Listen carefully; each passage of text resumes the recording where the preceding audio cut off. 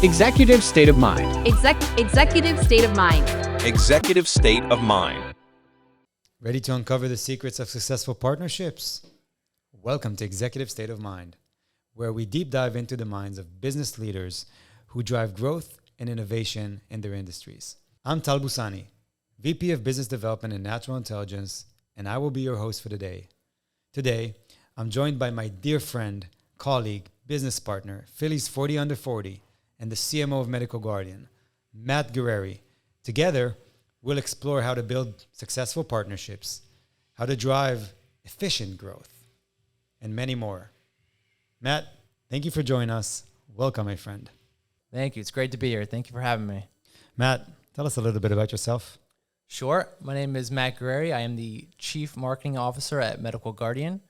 I've been with Medical Guardian for now 11 years. It's been an exciting journey. Excited to talk about it here.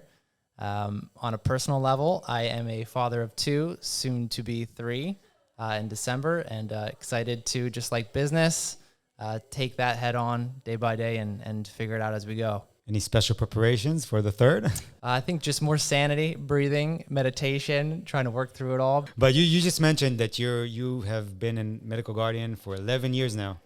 So you grown within Medical Guardian, climbed up the ranks. Does Medical Guardian in general prioritize internal promotions and growth with its employees? There's been cases where there's been an executive assistant who has now worked her way up to COO. There's a countless amounts of individuals that have rose among the ranks. We prioritize growing from within. It gets you the reps at the company, gets you familiar with the industry. There's a lot of things that you carry with you as tribal knowledge that you learn throughout the way, which you really can't do with agencies. You really can't do from hiring for positions within a year. It takes a lot of time, maturity. And so, yes, absolutely. We grow leaders internally. We try our hardest to grow within if we can. With us, same thing. We used to try and hire people from outside. But lately we just figured out we rather just grow people from within to leadership roles. I mean, they know the business from the bottom, and retention is amazing. It shows people the way up, and I think overall very successful. You're a great example of that. Yeah, me too. That's true. Mm-hmm. That's true. I climbed a few ranks as well within the company. Yes, sir. Well, look, I thought a lot about the beginning of our partnership. We had a long journey together. The beginning wasn't as smooth sailing as it is today. I mean, I remember you and I even bumping some heads at the beginning, trying to figure out. What do you think are the main factors for building a successful partnership over time? You know, I think that we've built mutual trusts, what you need in a relationship in order to grow. I think we've taken a lot of time to understand each other on a personal level. We've done events together, countless events together. We've connected on meetings, just one-on-one, trying to get to know each other more, learn more about our families. We've been through turmoil together just in personal life and talked through that together. So I think a lot of that personal relationship growth is important. Vulnerability, being able to tell the person on the opposite side, things aren't going well, we're struggling, here's where we're at, letting them level set, letting them also be on the other side vulnerable. I think every time you keep your guard up, you don't let people in, and it's really hard to create a relationship that way. Just the same things we talk about when you're forming a relationship with your spouse or your kids or your friends. Is same things apply. Just business, there's more conversations about dollars than in those conversations. But what do you think come first? The personal side, or we first need to get a grip of the business side and get a business understanding together? I think it always starts with business. You want to form that relationship. You want to talk about what kind of value you can add to the relationship, how you can grow it. And then growth always hits a ceiling at some point. And at those points, that's when those conversations start to happen is, what do we do now? What's our next steps? How much are we committed to each other? We've talked a lot about that in the recent couple of months. I think those conversations are necessary. We've been talking about that for the last couple of years. Yeah. It's more relevant now, but yes, for sure. At first, it was tough for me to get a grip about your KPIs, but I remember how important it was for you, and I recognize that to first of all understand your KPIs and try to understand where you're coming from, and then the relationship has really, you kind of let off your guards probably. I think that's a good point. And we talked about that a little bit too, is I know what I need to do to be successful. Mm-hmm.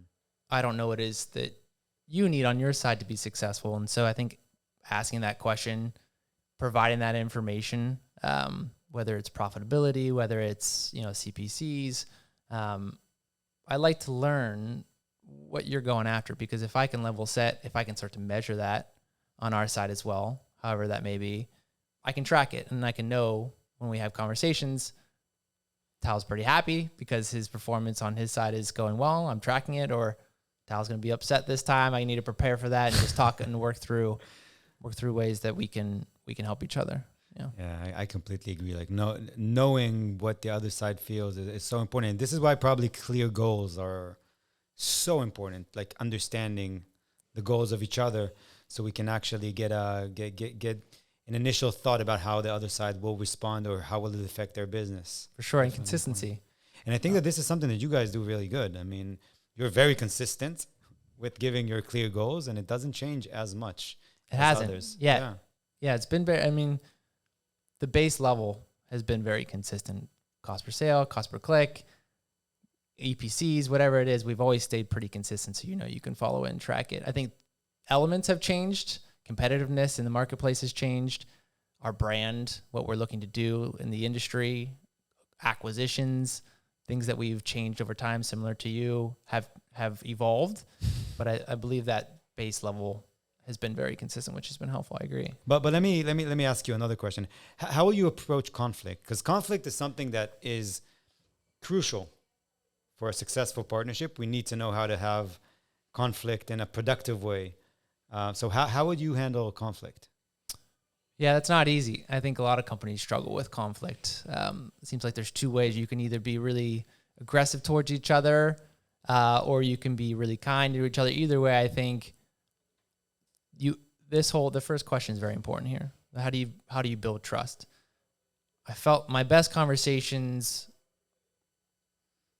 are the ones that I trust, because I can have that conflict, I can have that conversation, and know that both groups are on the same side. Right? We're in it together. I know that there's a mutual connection there, and I can tell you straight up exactly how I'm feeling, without you feeling like, is he attacking me? Is he coming at me? You just know I'm trying to get something established. I'm trying to figure things out, and we can have those conversations, and it's easy. It's seamless. It feels like I hang up a call with you. I'm like, well, that's where Tal's at. He's not coming at me. He's not angry. He's just trying to level set. So I think that relationship part is, if you build those relationships, I always think about like the Beatles when they're playing. They show the documentary where they're playing guitar and they're just bouncing ideas off each other. And they're just jiving because they're letting each other be themselves. They're like, go ahead. Actually, the rumors about the Beatles is that there was a lot of conflict inside. I'm sure. Yeah. This is probably the only way where we can continue to really understand each other, is by we having this openness to actually have some kind of conflict. Yeah, because what happens when you don't have the trust? You're afraid to bring it up. You're afraid to even talk about it. And then during our meeting a couple of days ago, you guys asked something that was the first time that we've been asked about, that internally we didn't see as a big deal. But when you asked it, that's where I realized Matt is the guy who has who feels comfortable enough to ask those tough questions. I wonder what other partners are thinking about it. I remember how I asked it, which was, I'm on your team. What would you? I'm your employee. What would you say to me on how you're going to accomplish this, or what you're going to do to think through this? Because I was really thinking about it at that point in time, because we've had so many relationships. I felt like I'm as much as part of you as you are as us, and I really just wanted to know, longevity wise, what how are we thinking about this? How are you talking to your employees about this? What are we going to do to win? You've been always so focused on profitability during growth, which is extremely tough, especially before the pandemic. Because before the pandemic, there was a growth craze. I mean, money was being dumped in everywhere. What made you focus on this strategy in such early stages of the company, and before the pandemic, obviously. Efficiency always plays a role. And so I've just always had that in the back of our mind. We never want to be frequent. Not to say this is not a perfect journey. We have definitely had periods of time where we got a little bit out of our skis and had to back it down.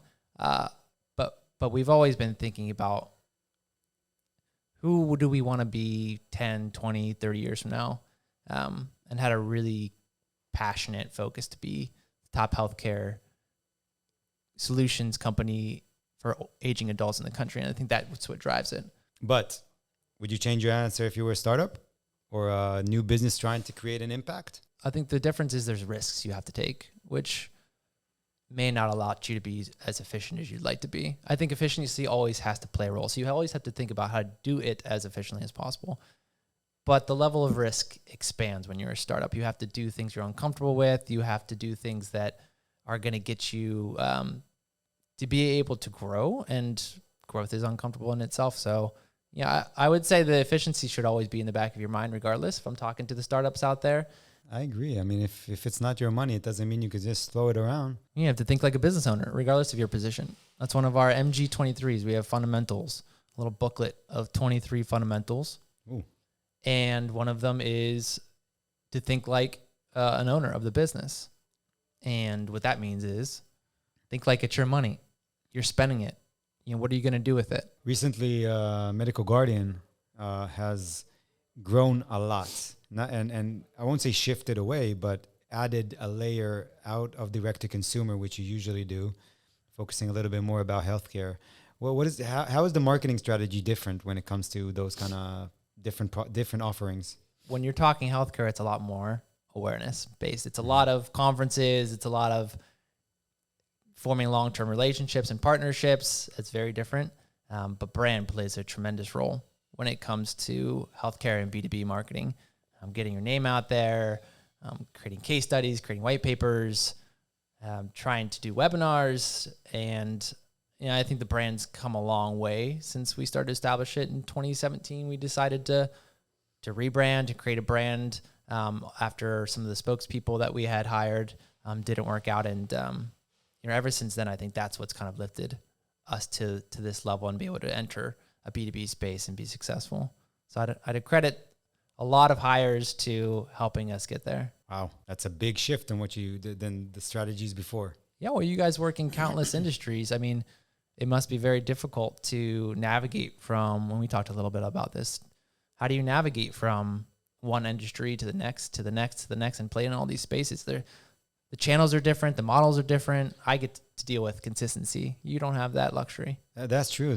Back in the days, it was like every new category, new vertical that we have gone into, it's kind of been like of a blue ocean. It was pretty much a blue ocean for us. But in the last few years, those opportunities are really decreasing. We need to start inventing ourselves again, build new products, change our marketing strategies. That is so true. So in the past, I'll say couple years, AI came into our life as with a storm. Everything is AI. How do you and Medical Guardian plan to implement AI in the marketing?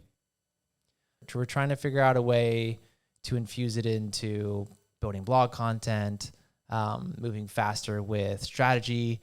It provides an endless amount of solutions. I think using it as an assistant is always the best method. Bouncing ideas off of it, giving it numbers and letting it learn and asking it certain situations. That's a lot of how I've used it. I think the teams used AIs that are already built into these platforms, like the Canvas of the world, being able to move faster with content and creative and Photoshop and design within the built-in tools so far to date. And you're already implementing a lot of those? We're trying to. Stuff.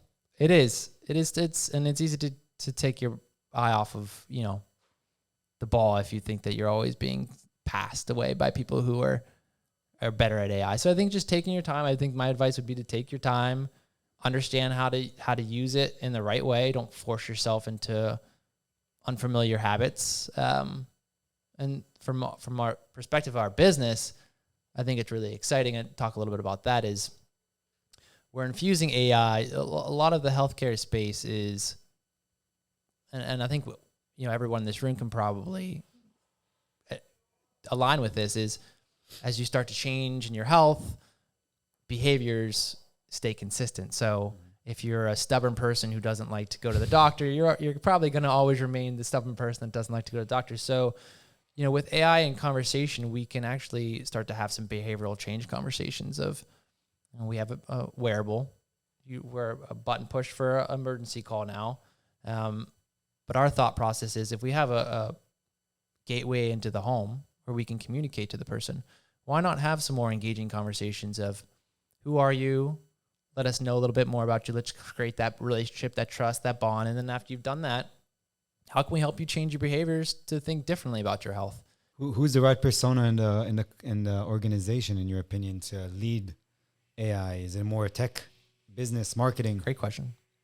From that perspective that I just described, is probably a product individual who's familiar with it and can learn more on that. From a marketing side, I think it's accountable for every individual. The bigger the company becomes, every little change in efficiency can make a big deal. Oh yeah. And I've been struggling a lot with this, with the question that I asked you. I mean, who's the right persona? Yeah, or just do some of it yourself. Point the finger inward. Maybe you're the person to take on some of that individual learning and growth. I think in general, if you're the person doing it or not, you should always have the craving to understand the world around you. And so this is one of those pieces. If you're going to change, if you're going to evolve, if you're going to grow, AI is not going anywhere. You can better believe that it's going to be something that's going to be part of our future. So you can either hop on board and go along with the change, or you can not change and watch it pass you by. I think we all prefer to be in the first scenario.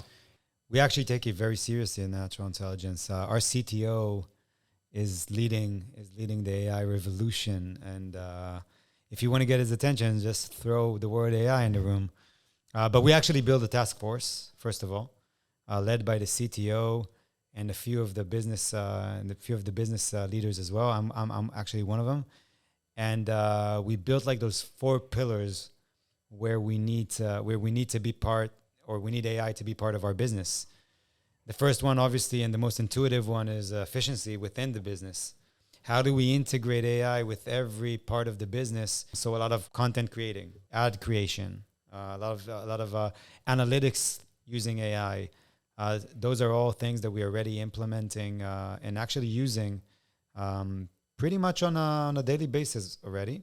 The second one is integrating AI within our existing products, which is pretty challenging, I gotta say. We spoke about it a little bit before, but we both have incredible machines that work what we do. Now let's see how we can change it and improve it with AI. A bit challenging. The third, which is probably the most fun to explore, is building new products.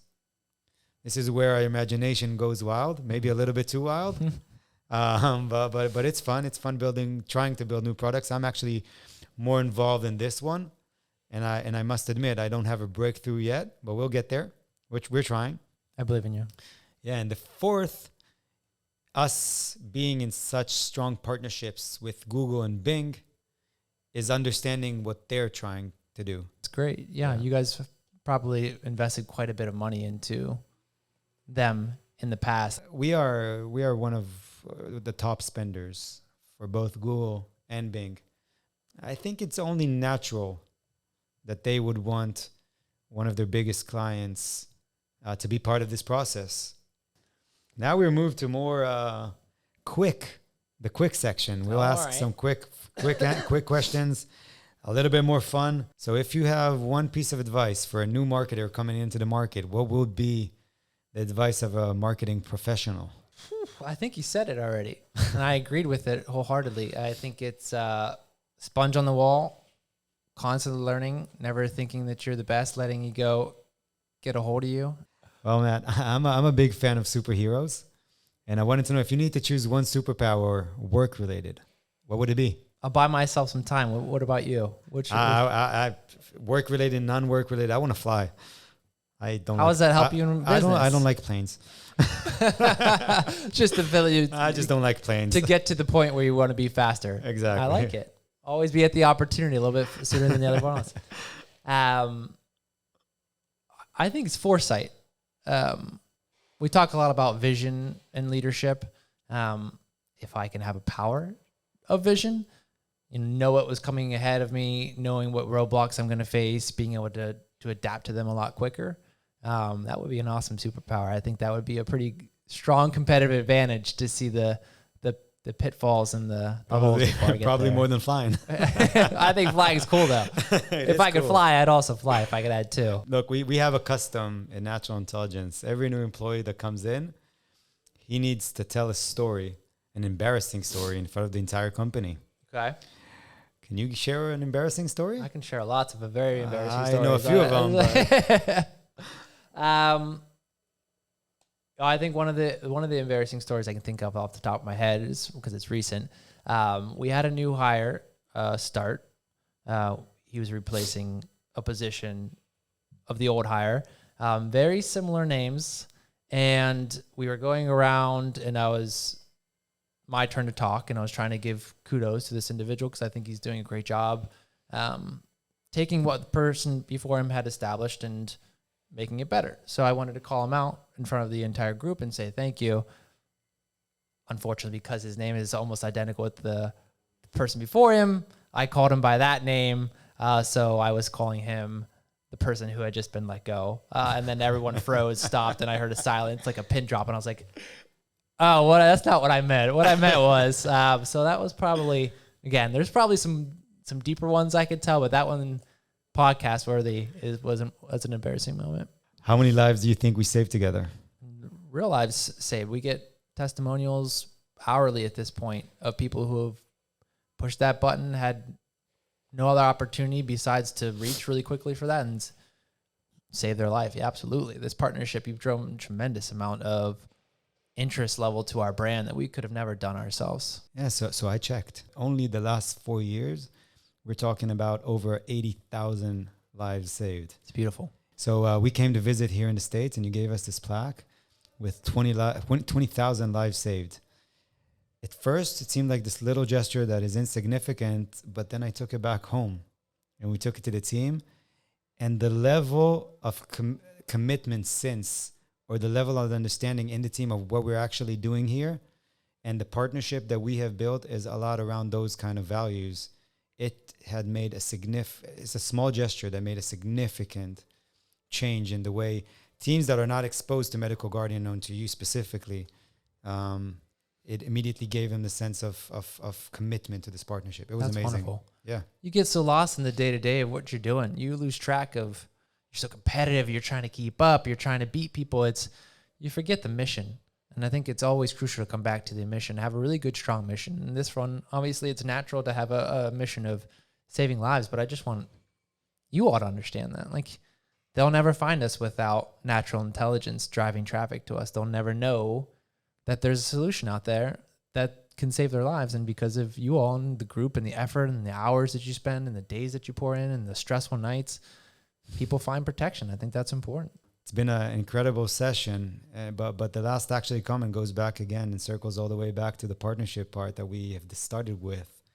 And it's definitely about creating a mission, clear goals, trust, friendship, that will help us at the end of the day overcome every challenge, every conflict that we will face, because the bigger we get, the tougher it is to grow, efficiently, the more challenges that we will have. And thank you for being such a wonderful partner throughout this process. And I personally really looking forward for many more years of saving lives and growing our business. I've been doing this, like I said, for 11 years now. I've had probably at least 30 or 40 different partnerships similar to ours that I've managed or that I've been a part of. Not one has been as thoughtful, as focused on building relationships, of knowing more about the people.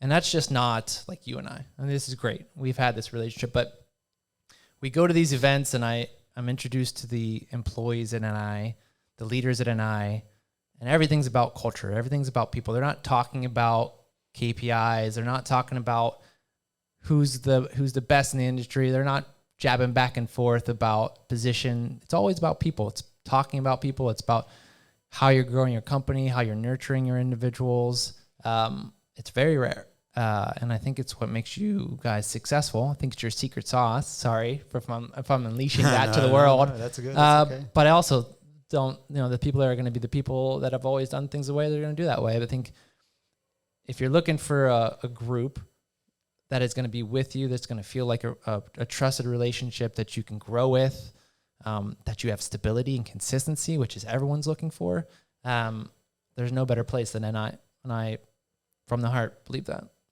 Thank you very much for saying that. You're welcome. Executive state of mind. Executive state of mind. Executive state of mind.